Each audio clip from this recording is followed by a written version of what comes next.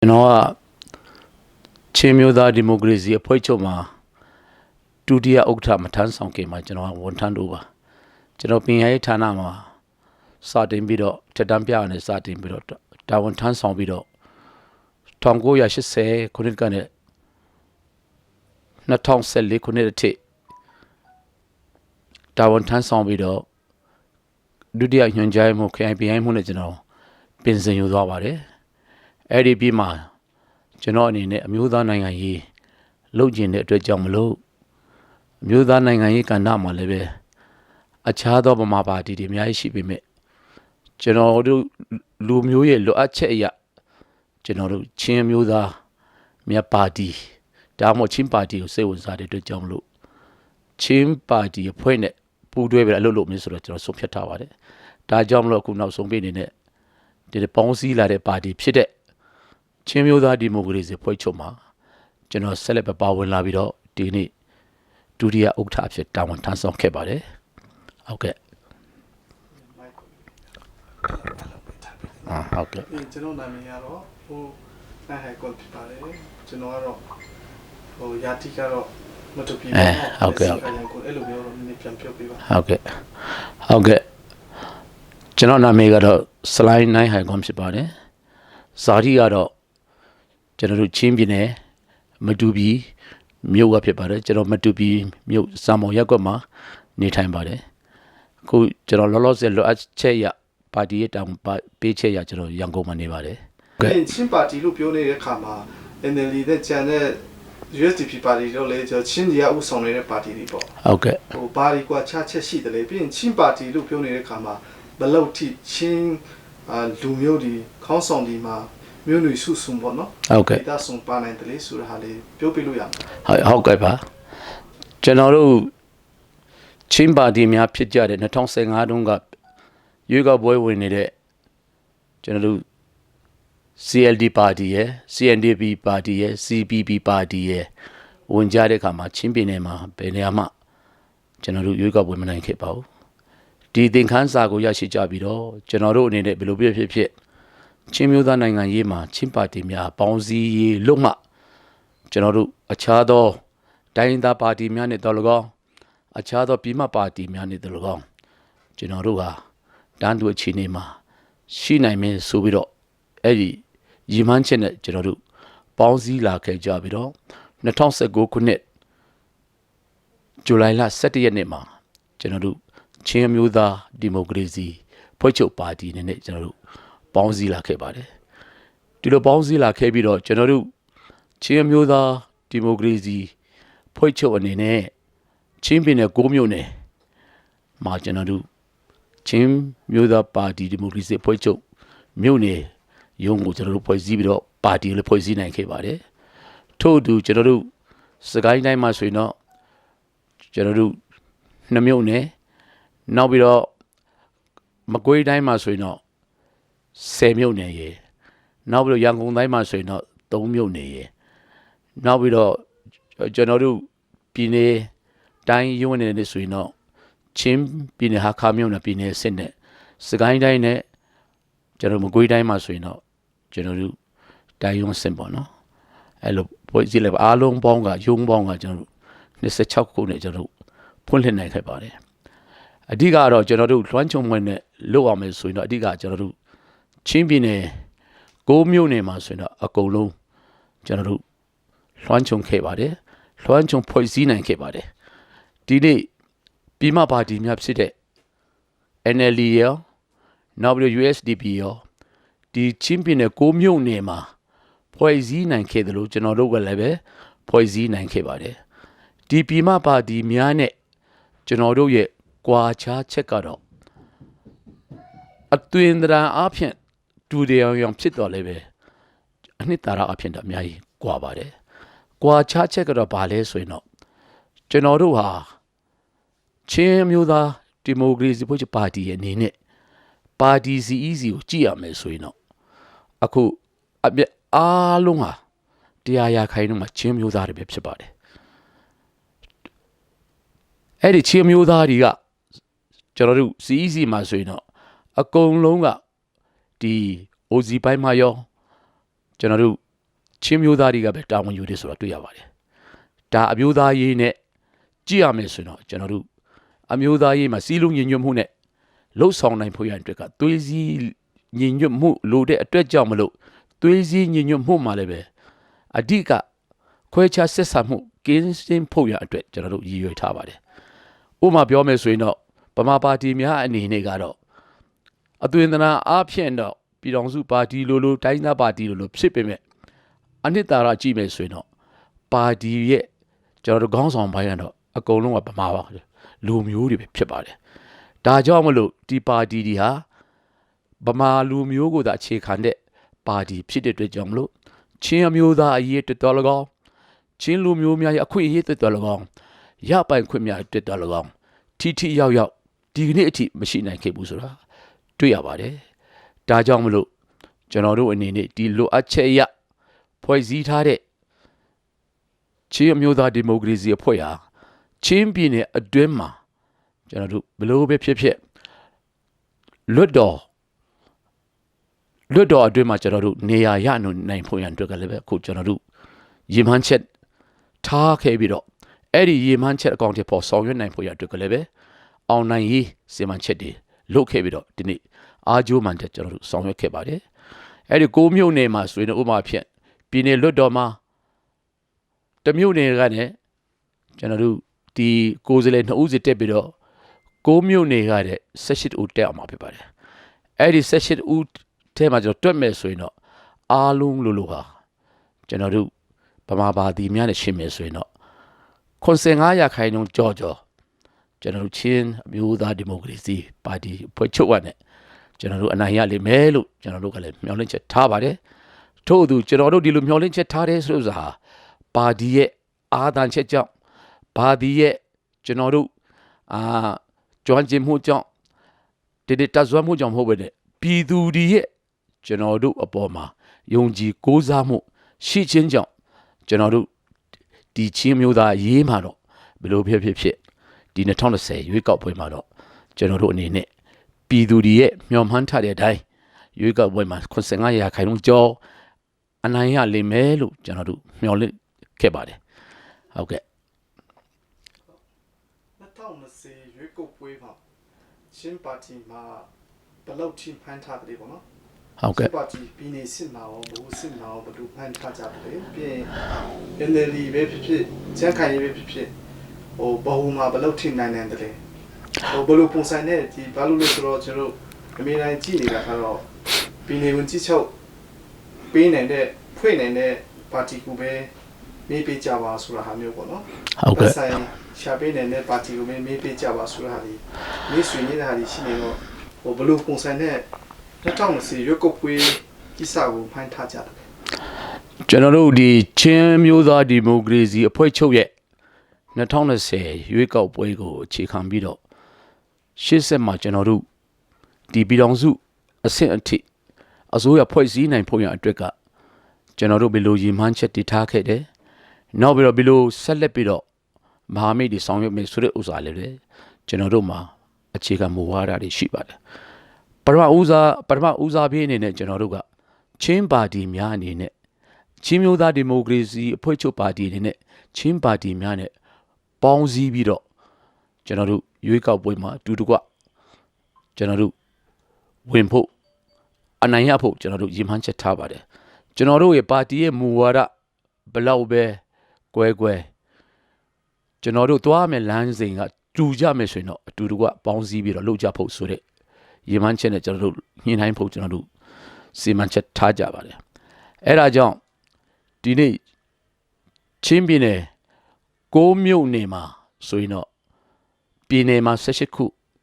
နောက်ပြီးတော့အမျိုးသားမှာ12နေရာနောက်ပြီးတော့ပြည်သူ့လွှတ်တော်မှာ9နေရာအဲ့ဒီနေရာတွေအားလုံးပေါင်းပါလည်းပဲကျွန်တော်တို့ပြဝရှင်ပြိုင်နိုင်ဖို့ရန်အတွက်ပြိုင်ပွဲဝင်နိုင်ဖို့ရန်အတွက်ကျွန်တော်တို့စူးစမ်းထားပါတယ်ထို့အတူစကိုင်းတိုင်းဖြစ်တဲ့ကလေးနဲ့တမူးနယ်မှာလည်းပဲကျွန်တော်တို့ဒီစကိုင်းတိုင်းတိုင်းသားရေးရာဝန်ကြီးအပြင်ကျွန်တော်တင်တော်တဲ့နေရာမှာအမျိုးသားလွတ်တော်နဲ့ပြည်သူလွတ်တော်တိုင်းလွတ်တော်တွေမှာလည်း ရှင်ပြိုင်ဖို့ကျွန်တော်တို့ဒီနေ့ပြင်ဆင်ထားပါတယ်ထို့သူကျွန်တော်မကွေးတိုင်းမှာလည်းပဲထို့သူတချို့တော့မကွေးတိုင်းမြို့နယ်တွေမှာကျွန်တော်တို့မကွေးတိုင်းရေးရဝန်ကြီးအပြင်ခုနကျွန်တော်ပြောတဲ့တင်ပြထားတဲ့မကွေးတိုင်းဒေသလွတ်တော်ရဲ့နောက်ပြီးတော့ပြည်သူ့လွတ်တော်ရဲ့အမျိုးသားလွတ်တော်မှာလည်းကျွန်တော်တို့ရှင်ပြိုင်နိုင်ဖို့ရအတွက်ကျွန်တော်တို့ပြင်ဆင်ထားပါတယ်နေရာပေါင်းအားဖြင့်တော့ကျွန်တော်တို့60ကျော်တော့ကျွန်တော်တို့ရည်မှန်းချက်တော့ထားခဲ့ပါတယ်ဒါကကျွန်တော်တို့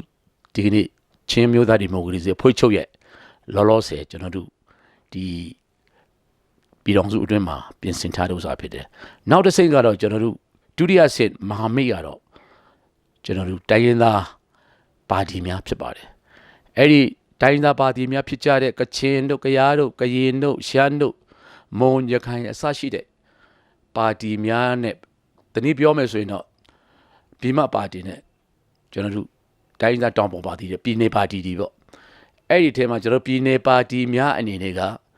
နေရာပေါင်းက209နေရာရှိပါတယ်ပြည်မပါတီအနေနဲ့က294နေရာရှိပါတယ်ဒီနေ့ကျွန်တော်တို့ကအဲ့ဒီလွန်ခဲ့သောရွေးကောက်ပွဲ2010နဲ့2015ရဲ့အခြေအနေကိုပြန်လည်သုံးသပ်မယ်ဆိုရင်သူတို့ကပမာပါတီများကတောင်ပြိုကမ်းပြိုနိုင်တယ်စလို့စားတွေကတိုင်းရင်းသားပါတီတွေကပမာပါတီတွေကိုယုံကြည်ခဲ့လို့ကိုးစားခဲ့လို့မဲပေးပြီးတော့သူတို့ကအနိုင်ရရှိခြင်းဖြစ်ပါတယ်အမှန်ပမာပါတီရဲ့နေရာ294နေရာပဲဖြစ်ပါတယ်ဆိုတော့333 350ကျော်လောက်နိုင်နေဆိုတော့တိုင်းရင်းသားပါတီများကမဲပေါင်း100ကျော်လောက်မဲပေးတဲ့အတွက်ကြောင့်ရရှိခြင်းဖြစ်ပါတယ်ဒါပေမဲ့အဲ့ဒီတက်တန်းတစ်ခုစလုံးကိုကြည့်တဲ့အခါမှာဒီပါတီကကျွန်တော်တို့တိုင်းရင်းသားအရေးကိုဘလို့မှအရေးမထားဘူးဆိုတဲ့ဥစ္စာဟာလည်းပဲဒါတော့အကြမ်းဖြစ်တော့သုံးသပ်လို့ရပါတယ်သူတို့မှလည်းအကြောင်းမျိုးတော့ရှိနိုင်ပါတယ်ဒါပေမဲ့ဒီ2020မှာကြတော့တိုင်းရင်းသားအရေးဒီတိုင်းရင်းသားများလူမျိုးကိုယ်တိုင်ကလုံမှကျွန်တော်တို့ကိုယ်တိုင်ကဒါဒီအတွက်ကိုစွမ်းစွမ်းတမန်မှန်ကျွန်တော်တို့ကဆောင်ရွက်မှတိုင်းသားပါတီများကိုယ်တိုင်ကစီးလုံးညညွတ်မှရရှိမယ်ဆိုပြီးတော့ကျွန်တော်တို့ရည်မှန်းချက်နဲ့အညီတိုင်းသားပေါင်းစုပါတီမဟာမိတ်ကိစ္စလည်းကျွန်တော်တို့ဆွေးနွေးပြီးသားဖြစ်ပါတယ်အဲ့ဒီတိုင်းသားပေါင်းစုမဟာမိတ်ကိစ္စမှာ9ပြည်နယ်ပေါင်းစည်းရေးဆိုပြီးတော့ကချင်ရှမ်းကယားကရင်ချင်းကျွန်တော်တို့ပါဝင်ပြီးတော့အဲ့ဒီငါးပြည်နယ်နဲ့ကျွန်တော်တို့ဒါကိုဝင်ရမှာဖြစ်ပါတယ်အဲ့ဒီsorry အဲ့ဒီမှာကျွန်တော်မှားပါတယ်ရှမ်းမပါပါဘူးပြန်ပြောပါမယ်ချင်းရယ်ကချင်ရယ်ကယားရယ်မွန်ရယ်ကရင်ပြည်နယ်အဲ့မှာမပါတာကတော့လောလောဆယ်ကတော့ကျွန်တော်ရှမ်းနဲ့ရခိုင်မပါခဲ့ပါဘူးအဲ့ဒီမှာအဲ့ဒီပြင်မှာနောက်တစ်ဆက်မှာကြတော့ကျွန်တော်တို့ NBF နဲ့ UNA နဲ့ပေါင်းကြပြီးတော့ကျွန်တော်တို့အဲ့ဒီပေါင်းစည်းရေးကိစ္စပြောတဲ့အခါမှာမူအားဖြင့်တော့ကျွန်တော်တို့ကဒါကိုသဘောတူထားပြီးဖြစ်ပါတယ်ဒါကဆက်လက်ပြီးတော့ကျွန်တော်တို့အကောင့်ထဲပေါ်ဆောင်ရွက်ဖို့ဆိုပြီးတော့ဒီတိုင်းကျွန်တော်တို့ကြီးမှန်းချက်ထားပါတယ်ဒီလိုကျွန်တော်တို့အနေနဲ့209နေရာထဲမှာကျွန်တော်တို့ကတိုင်းသားများအနေနဲ့ကကျွန်တော်တို့အနည်းဆုံး150နိုင်မယ်ဆိုရင်ပမာပါတီကဘယ်လို့မှ333မရရှိနိုင်တဲ့အတွက်ကြောင့်မလို့ကျွန်တော်တို့ဒီညွန့်ပေါင်းအစိုးရဖြစ်နိုင်တယ်ဆိုတာကိုကျွန်တော်တို့တိုင်းသားမဟာမိတ်များအနေနဲ့ဒါကိုရည်မှန်းထားပါတယ်ဒီလိုတိုင်းသားမဟာမိတ်များ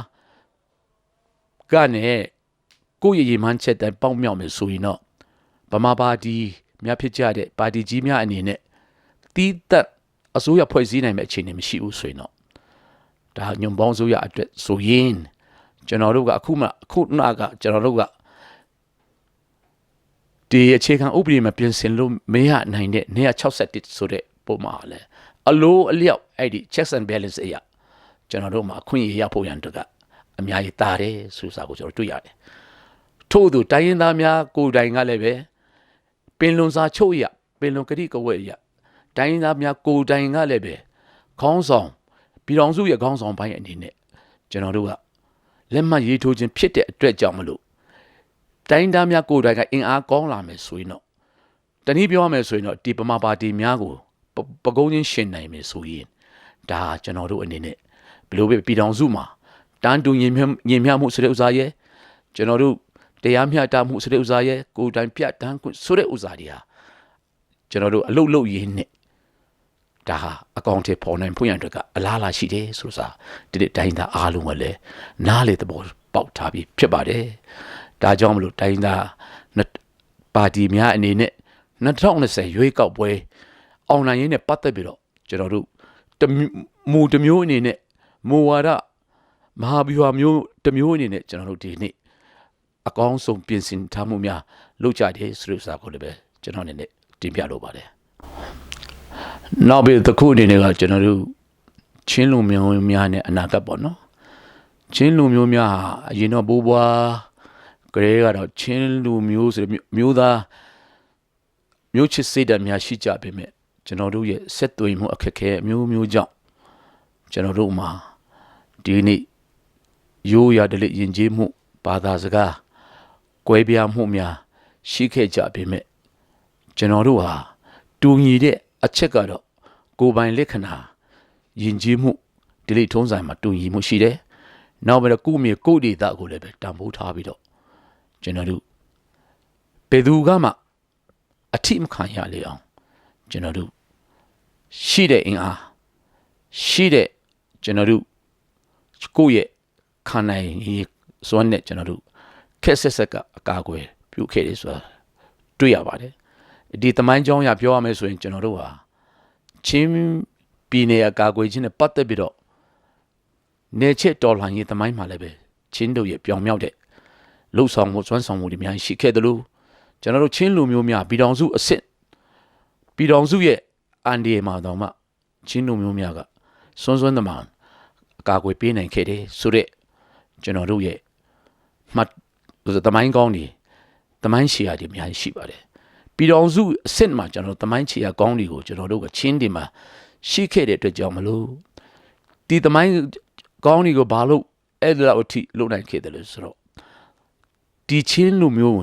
ဒီနောက်ပြီးတော့တမတော်ထဲမှာမြန်မာတမတော်ထဲမှာရှိနေကြတဲ့တာဝန်ထမ်းဆောင်နေကြတဲ့ချင်းလူမျိုးများဟာဘိုးဘွားများရဲ့တစ္ဆာရှိတဲ့ဆိုတဲ့မျိုးချစ်စေတဲ့ခံယူချက်ပြုတ်ဝနဲ့စီးလုံးညင်ညွတ်မှုဖြင့်ချင်းလူမျိုးအတွင်းမှာစီးလုံးညင်ညွတ်ရေးတိဆောက်တယ်လို့ချင်းလူမျိုးများရဲ့ပြင်ပဖြစ်တဲ့ပြည်တော်စုအစ်စ်မှာလည်းပဲဒီမျိုးချစ်စေတဲ့နဲ့ရဲရင်မှုဆိုတဲ့တတ္တိကိုပြသနိုင်ခဲ့ပါတယ်ဒါကြောင့်မလို့ဒီကနေ့ကျွန်တော်တို့ချင်းလူမျိုးများအနေနဲ့အမျိုးမျိုးအနေထိုင်ဒေသကွဲပြားကြပေမဲ့ကျွန်တော်မျိုးတို့အနေနဲ့ဒီစီးလုံးညင်ညွတ်ရေးကိုမဖြစ်မနေဒီဆောက်ဖို့အများကြီးလိုအပ်ပါတယ်ဥပမာပြောရမယ်ဆိုရင်တော့ကျွန်တော်တို့ဒီနေ့ချင်းအမျိုးသားဒီမိုကရေစီအဖွဲ့ချုပ်ပေါင်းစည်းရခြင်းရဲ့ရည်ရွယ်ချက်ကကျွန်တော်တို့ချင်းလူမျိုးများလူမျိုးနွယ်စုများပေါင်းစည်းပြီးတော့ပေါင်းစုပါဝင်တဲ့ကျွန်တော်တို့ပါတီကြီးဖြစ်ပါတယ်အဲ့ဒီပါတီကြီးမှာဆိုရင်တော့ကျွန်တော်အဓိကတော့ဥပမာပဲ CNLD ဆိုတဲ့နာမည်ကြီးဟာနဲတဲ့နာမည်မဟုတ်ဘူးဘာဖြစ်လို့နဲတဲ့နာမည်မဟုတ်ဘူးဆိုတဲ့ဥစ္စာဘာဖြစ်လို့လဲဆိုတော့ဥပမာပြောမယ်ဆိုရင်တော့အမေရိကန်ပြည်ထောင်စုရဲ့နာမည်အောက်မှာရှိတဲ့သူတို့သုံးတဲ့ဒေါ်လာဟာဘာလို့ခိုင်မာတယ်လဲအမေရိကန်ပြည်ထောင်စုရဲ့နာမည်ကြောင့်ဒေါ်လာခိုင်မာခြင်းဖြစ်တယ်ထို့သူကျွန်တော်တို့ CNLD ရဲ့နာမည်အောက်မှာကျွန်တော်တို့ကစီလုံးညညရေးခိုင်မာမယ်ဆိုရင်တော့ကျွန်တော်တို့ရဲ့ကိုယ်ပိုင်လက္ခဏာတွေဖြစ်တဲ့ယဉ်ကျေးမှုတွေထုံးစံတွေကျွန်တော်တို့ရဲ့ကိုယ်ပိုင်ပြဋ္ဌာန်းခွင့်တွေဒါဒီဟာလည်းပဲကျွန်တော်တို့ခိုင်မာမှုရှိလာမယ်တပါတော့အမျိုးသားတွေကလည်းပဲဒီအတွက်ကိုတန်ဖိုးထားလာမှာဖြစ်ကြပါတယ်ဒါကြောင့်မလို့ဒီရွေးချက်နဲ့ပတ်သက်ပြီးတော့ဒီချင်းမျိုးသားဒီမိုကရေစီအဖွဲ့ချုပ်မှာတာဝန်ယူနေကြတဲ့ပူးတွေဥက္ကဋ္ဌများဖြစ်နေကြတဲ့ဦးနိုးထန်ကပ်ဦးဇိုးဇမ်ဦးငိုင်ဆက်တို့ဟာကျွန်တော်တို့ချင်းလူမျိုးများဖြစ်တဲ့အတူဒီခေါင်းဆောင်ကြီးများအနေနဲ့ပါတီသုံးခုမှာလည်းပဲတစ်ခုစီပါတီတစ်ခုစီမှာသူတို့ရဲ့အမျိုးသားရေးအတွက်ရည်မှန်းချက်ရွေးချက်ပြည့်ဝနဲ့သူတို့ဟာဖွဲ့စည်းတည်ထောင်ကြပြီးတော့ပြည်တော်စုအဆင့်မှာလည်းပဲကျွန်တော်တို့ရွေးကောက်ပွဲမအောင်တိုင်အောင်ကျွန်တော်တို့ဘယ်လိုဥစားမှာပါတီကိစ္စနဲ့ပတ်သက်ပြီးတော့ စောစောတမန်ဆောင်ရွက်ခဲ့တယ်ဆိုတော့တွေ့ရပါတယ်အထူးသဖြင့် CNLD နဲ့ CNDP နဲ့ CPP ရဆိုရင်တော့2010ရွေးကောက်ပွဲမှာစွမ်းတမန်အောင်နိုင်တယ်ဆိုတာတွေ့ရတယ်ဒါကိုကြည့်မယ်ဆိုရင်တော့ကျွန်တော်တို့ဒီနေ့လူမျိုးရေးရခွဲခြားဆက်ဆံမှုဆိုလို့ဆိုတော့ကျွန်တော်အနေနဲ့ကျွန်တော်တို့ပါတီအနေနဲ့တော့လုံးဝလက်မခံနိုင်ပါဘူးဘာဖြစ်လို့လဲဆိုတော့ကလူပုဂ္ဂိုလ်ဆိုလို့ဆိုတာတွေဟာတနေ့တစ်ချိန်ကျရင်တော့လူပုဂ္ဂိုလ်ပျောက်ကွယ်မှာဖြစ်ပါတယ်လူပုဂ္ဂိုလ်ဆိုလို့ဆိုတာတွေကသင်္ခါရသဘောတရားရဒါဟာတစ်ချိန်ချိန်ကျရင်တော့စိတ်သုံးမှာဖြစ်ပါတယ်ဒါပေမဲ့နာမည်ကြမှာက CNLD ဆိုတဲ့နာမည်ကကြံဖို့ရည်ကြီးပါတယ်ချင်းအမျိုးသားဆိုတဲ့ဥစ္စာနာမည်ကြံဖို့ဖြစ်ပါတယ်အဲ့ဒါကြောင့်မလို့ဒီနေ့အထူးဖြင့်ပြောနေကြတဲ့ဦးစိုးစံဦးနိုထန်ကပ်ကိစ္စတွေပတ်သက်ပြီးတော့တခြားသောပါတီများကတိုက်ခိုက်မှုတွေပါရှိလာတယ်ဥပမာဖြင့်ဦးနိုထန်ကပ်ဆိုရင်လည်းပဲအရင်တုန်းကဒါပုံပွင့်လင်းပြောမယ်ဆိုရင်တော့သူဟာတစ်ဖက်ဥစ္စာပေါ့ပြင်ပကျွန်တော်တို့နိုင်ငံရေးလောကခေါ်ရမှာပေါ့ပြင်ပနိုင်ငံရေးဒေါ်လာရင်းမှာသူကပါဝင်ပြီးတော့အဲ့ဒီဒေါ်လာရင်းစီမင်းစည်းကမ်းနဲ့လည်းသူဟာနေလာခဲ့ပြီးတော့အဲ့ဒီဒေါ်လာရင်းစီမင်းစည်းကမ်းကနေကျွန်တော်တို့အမျိုးသားနိုင်ငံရေးလွတ်တော်နိုင်ငံရေးနောက်ပြီးတော့ဥစ္စာတရားဝင်နိုင်ငံရေးပေါ့အဲ့မှာလိုအပ်တယ်ဆိုမြင်တော့သူကလည်းပဲ CPP ဆိုတဲ့ကျွန်တော်တို့ပါတီကိုထောင်ခဲ့တယ်အဲ့ဒီမှာလည်းသူကွယ်တိုင်းလည်းပဲအရွေးခံပြီးတော့ဒါဟာဒီကော်မရှင်ရဲ့တတ်မှတ်ထားတဲ့စီမင်းစည်းကမ်းနဲ့ညီညွတ်ပြီးတော့သူကိုယ်တိုင်လည်းပဲစကိုင်းတိုင်းဝန်ကြီးလည်းအရွေးခံပါတယ်ပါတီဥက္ကဋ္ဌလည်းဒီနေ့ကျွန်တော်တို့ရွေးကောက်ခြင်းခံခဲ့တယ်ဆိုတာအားလုံးအသိပဲဖြစ်ပါတယ်ထို့သူဒီကနေ့ချင်းပါတီရဲ့လိုအပ်ချက်အရပါတီပေါင်းစည်းတဲ့အခါမှာလည်းပဲချင်းအမျိုးသားဒီမိုကရေစီပါတီအမျိုးသားဒီမိုကရေစီဖွဲ့ချုပ်ပါတီဆိုတဲ့ဥစ္စာလည်းပဲပါတီမူဝါဒနဲ့ပါတီစီမင်းစည်းကမ်းများနဲ့ကျွန်တော်တို့ဖွဲ့စည်းထားတဲ့အတွက်ကြောင့်လို့ဒီပေါင်အတွင်းမှာဝင်လာခဲ့တဲ့ကျွန်တော်တို့ချင်းလူမျိုးများအားလုံးဟာဆိုရင်တော့ဘယ်သူဟာကောင်းတယ်ဘယ်သူဟာမှန်တယ်ဘယ်သူဟာတော်တယ်ဘယ်သူဟာတရားတယ်မတရားဘူးဆိုတဲ့ဥစ္စာကျွန်တော်တို့ကပါတီစီမင်းစည်းကမ်းနဲ့ကျွန်တော်တို့အနေနဲ့ထင်းချုပ်တာလည်းရှိတယ်တမတ်ဥစ္စာပေါင်းခတ်တာလေးလည်းပါတယ်ရှိပါတယ်ဒီပေါင်အတွင်းမှာဒါလုတ်ရမယ်ဆိုရင်အဓိကအမျိုးသားကြီးအတွက်တာဘယ်သူပဲဖြစ်ဖြစ်ဘယ်လူမျိုးပဲဖြစ်ဘယ်လိုလူသားစားပဲဖြစ်ဖြစ်ကျွန်တော်ချင်းရရေးနေဆိုရင်တော့တလုံးတော်ဒီလုံနိုင်ဖို့ရအတွက်ဒီနေ့တန်တီထန်ချမှတ်ခြင်းဖြစ်တဲ့အတွက်ကြောင့်မလို့ခေါင်းဆောင်ကြီးများကိုဒီလိုအခြားသောပါတီများအနေနဲ့ကျွန်တော်တို့အင်အားနဲ့အောင်သွေးခွဲအောင်အမျိုးသွေးခွဲပြောတဲ့စကားကိုမယုံမိစေဖို့ကျွန်တော်အနေနဲ့ဒီနေ့နဲ့အထူးတိုက်တွန်းပါတယ်အထူးသဖြင့် CNLD ဆိုတဲ့ချင်းအမျိုးသားဒီမိုကရေစီအဖွဲ့ချုပ်ရဲ့အလံအောက်မှာချင်းအမျိုးသားများအားလုံးကိုကျွန်တော်တို့အနေနဲ့စုစည်းပြီးတော့ချင်းမျိုးသားများအားလုံးရဲ့ယုံကြည်မှုကိုရယူပြီးတော့ဒီယုံကြည်မှုနဲ့ဆက်လက်ပြီးတော့အမျိုးသားရေးအတွက်အမျိုးသားရေးရပိုင်ခွင့်အတွက်အမျိုးသားရေးစွမ်းဆောင်ရေးအတွက်အမျိုးသားရေးရဲ့ဒီတန်းတူညီမှခြင်းအတွက်ဆက်လက်ပြီးတော့ကျွန်တော်တို့ဆောင်ရွက်တင်ကြောင်းကျွန်တော်အနေနဲ့ဖော်ပြလိုပါတယ်ကျေးဇူးတင်ပါတယ်တခုအနေနဲ့ပြန်လည်ပြီးတော့ဖော်ပြခြင်းတဲ့ချက်ကတော့ကျွန်တော်တို့ချင်းမျိုးသားဒီမိုကရေစီအဖွဲ့ချုပ်အနေနဲ့2020ရွေးကောက်ပွဲအလွန်မှာဘယ်လိုဆက်လက်ပြီးတော့သွားမလဲဆိုလို့ဆိုတာကျွန်တော်အနေနဲ့တင်ပြလိုပါတယ်ကျွန်တော်တို့ရဲ့အဓိကကြွေးကြော်သံကတော့ချင်းလူမျိုးများနဲ့ချင်းပြည်နယ်ကြားမှာဖို့ရအတွက်ကချင်းပါတီချင်းမျိုးသားဒီမိုကရေစီအဖွဲ့ချုပ်ကိုမဲပေးပါလို့ကျွန်တော်တို့ချင်းပြည်သူများအားလုံးနဲ့ချင်းပြည်နယ်မှာရှိတဲ့တခြားသောပြည်တော်စုသားများအားလုံးကိုလည်းပဲမေတ္တာရပ်ခံပါတယ်အဲ့ဒီပြည်မှာကျွန်တော်တို့ကျင်ညာစာတန်းလို့ခေါ်တဲ့ကျွန်တော်တို့ရဲ့ပါတီရဲ့ဒိတ်ထန်သစ္စာဒိတ်ထန်နဲ့ပတ်သက်ပြီးတော့ကျွန်တော်တို့အရင်3-4 ပတ်လောက်က10ချက်ကိုလည်းကျွန်တော်တို့ထုတ်ပြန်ထားပြီးဖြစ်ပါတယ်ထို့သူအဲ့ဒီသစ္စာဒိတ်ထန်10ချက်ကိုအခြေခံတဲ့ကျွန်တော်တို့မူဝါဒကျွန်တော်တို့စာတန်း20ခုလည်းပါပါတယ်အဲ့ဒီ20ခုထဲမှာဥပမာအပြင်ကျွန်တော်တို့လည်းပညာရေးကဏ္ဍပါတယ်ကျန်းမာရေးကဏ္ဍပါတယ်စီးပွားရေးကဏ္ဍပါတယ်လူမှုရေးကဏ္ဍပါတယ်မြေယာပိုင်ဆိုင်မှုနောက်ပြီးရိုးရာယဉ်ကျေးမှု နောက်ပြီးတော့ကျွန်တော်တို့ဒီကနေ့ပေါ်လောရိုက်နေတဲ့အဂတိလိုက်စားမှုနောက်ပြီးတော့ချင်းပြည်နယ်မှာအလူးလေးခံနေရတယ်ကျွန်တော်တို့စင်းရဲသားများရှော့ချရေးစရှိတယ်ပေါ့ဒါဒီကိုကျွန်တော်တို့အခုမူဝါဒစာတမ်းများကျွန်တော်တို့ကောင်းကောင်းရေးသားထားပြီးတော့ကျွန်တော်တို့ဒါဒီကိုဆက်လက်ပြီးတော့2020အလုံးမှာကျွန်တော်အစိုးရဖွဲ့စည်းနိုင်မယ်ဆိုရင်တော့ပြည်သူတွေကအဓိကဦးစားပေးအစီအစဉ်နဲ့ဘာကိုတောင်းဆိုတယ်လေပြည်သူတွေအတန်ကိုကျွန်တော်နားထောင်ပြီးတော့ပြည်သူတွေရဲ့တင်ပြချက်နဲ့ပတ်သက်ပြီးတော့ပြည်သူတွေရဲ့လိုလားချက်နဲ့ပတ်သက်ပြီးတော့ကျွန်တော်တို့အနေနဲ့ဒီမူဝါဒစာတမ်းနဲ့ကျွန်တော်တို့အကောင့်ထဲပေါ်ဆောင်ရွက်သွားမှာဖြစ်ပါတယ်အဲ့ဒီကျွန်တော်တို့တင်ပြထားတဲ့မူဝါဒစာတမ်းတွေဟာလည်းပဲကျွန်တော်တို့အနေနဲ့သက်ဆိုင်ရာဘာသာရပ်နဲ့တော်လကောင်း institution လိုက်အတော်လကောင်းကျွမ်းကျင်တဲ့ပညာရှင်များနဲ့ကျွန်တော်တို့ပူးတွဲပြီးတော့ workshop တွေပါတယ်တေချာလုပ်ပြီးတော့ပြည်သူအကြားမှာကျွန်တော်တို့ awareness တွေကောင်းကောင်းပေးဖို့ကျွန်တော်တို့စီမံဆောင်ရွက်ထားပါတယ်ဒါကြောင့်ကျွန်တော်တို့ပါတီအနေနဲ့ပါတီစည်းဝေးရေးပိုင်းနဲ့တကွအောင်နိုင်ရေးအတွက်ကလည်းပဲရွေးကောက်ပွဲအောင်မြင်နိုင်ရေးအတွက်ကလည်းပဲကျွန်တော်တို့ election campaign strategy တွေပါတယ်ကျွန်တော်တို့ရေးဆွဲထားပြီလေဖြစ်ပါတယ်အဲ့ဒီလိုကျွန်တော်တို့ပါတီစည်းဝေးရေးပိုင်းမှာဆက်လက်ပြီးတော့ထက်မြက်ရှိနိုင်ဖို့ရအတွက်ကလည်းပဲကျွန်တော်တို့ institution လေးဒီကျွန်တော်တို့တေချာလုံနိုင်ဖို့ရအတွက်ကလူငယ်ကန္တာအမျိုးသမီးကန္တာနောက်ပြီးတော့ကျွန်တော်တို့ပညာရေးကန္တာအဲ့လိုဌာနကန္တာဌာနခွဲလေးတွေပေါ့နော်ကျွန်တော်တို့15ခုလေးကျွန်တော်တို့ဒီနေ့branch ဖွဲ့စည်းထားပြီးတော့အဲ့ဒီဌာနခုတွေကလည်းပဲကျွန်တော်တို့ညီလာခံကျင်းပပြီးပြီဆိုရင်တော့ဗဟိုဆင့်ပြည်နယ်နဲ့တိုင်းဒေသကြီးဆင့်နောက်ပြီးတော့ကျွန်တော်တို့မြို့နယ်ဆင့်ကျေးရွာဆင့်မှာဆင့်ကဲဒီ institution ကိုစရိတ်တကျဖြစ်နိုင်ဖို့ရန်အတွက်ကလေ့ကျင့်သင်ကြားပေးဖို့ရန်အတွက်ကျွန်တော်တို့စီမံဆောင်ရွက်ချက်တွေအများကြီးကျွန်တော်တို့လုပ်ထားပါတယ်ဒီစီမံဆောင်ရွက်ချက်တွေပေါင်းမြောက်အောင်မြင်ဖို့ရအတွက်ကကျွန်တော်တို့ချင်းအမျိုးသား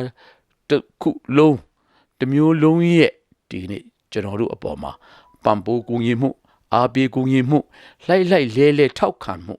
ရရှိမှသာလျှင်ကျွန်တော်တို့ရဲ့ဒီကနေ့ပန်းတိုင်းဖြစ်တဲ့ကိုယ်တိုင်ပြဋ္ဌာန်းခွင့်နောက်ပြီးတော့ Federal ပြည်ထောင်စုတည်ဆောက်ဖို့ရန်အတွက်နဲ့နောက်ပြီးတော့အထူးသဖြင့်ကျွန်တော်တို့အနေနဲ့ဒီမိုကရေစီပြည်ထောင်စုတည်ဆောက်နိုင်ဖို့ရန်အတွက်ဒါ